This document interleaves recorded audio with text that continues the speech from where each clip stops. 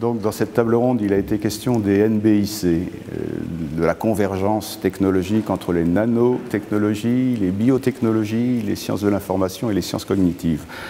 Et ces NBIC, elles sont intervenues comme vraiment représentatives du discours hype que tiennent de plus en plus des scientifiques et des technologues, essentiellement, il ne faut pas se le cacher, pour obtenir des financements, mais également pour porter des représentations, des fantasmes qui marchent bien sur un public croissant. Et ces NBIC, pour l'essentiel, elles nous promettent de rectifier, d'améliorer, d'augmenter l'homme, voire même de supprimer tous les handicaps qui sont ceux de l'humanité. Alors quels sont nos handicaps aux yeux de certains technoprophètes qui suivent les NBIC? Le premier handicap, c'est que nous naissons par hasard, et grâce aux biotechnologies, nous pourrons fabriquer l'humain et par conséquent pouvoir le rendre fiable, efficace.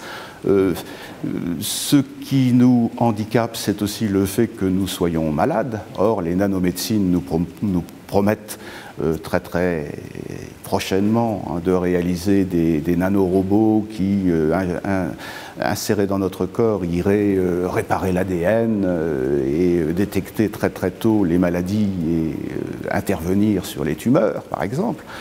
Le troisième handicap majeur, c'est que nous souffrons. Nous souffrons, et là les neurosciences nous annoncent pour demain la possibilité de supprimer la souffrance grâce au génie pharmaceutique et à la connaissance des neurotransmetteurs et des molécules donc afférentes à ces neurotransmetteurs. Et puis nous vieillissons, et ça la nanomédecine nous annonce à grand renfort de presse régulièrement que le vieillissement est quelque chose qu'on peut rectifier et supprimer. Et puis, en dernier lieu, nous sommes tous mortels et nous sommes censés rêver d'immortalité. Or, les NBIC comportent dans leur programme, ou plutôt dans leurs promesses, la possibilité éventuelle qu'un jour nous soyons capables de transférer le contenu du cerveau sur des puces de silicium, lesquelles puces pourraient être transférées sur d'autres dispositifs, sur d'autres corps, et on s'imagine avec une certaine naïveté que, étant capable de transférer le contenu d'un cerveau, nous serions du même coup capables de proroger et d'immortaliser la conscience. Donc voilà, on aurait toutes les clés pour supprimer en nous l'humanité.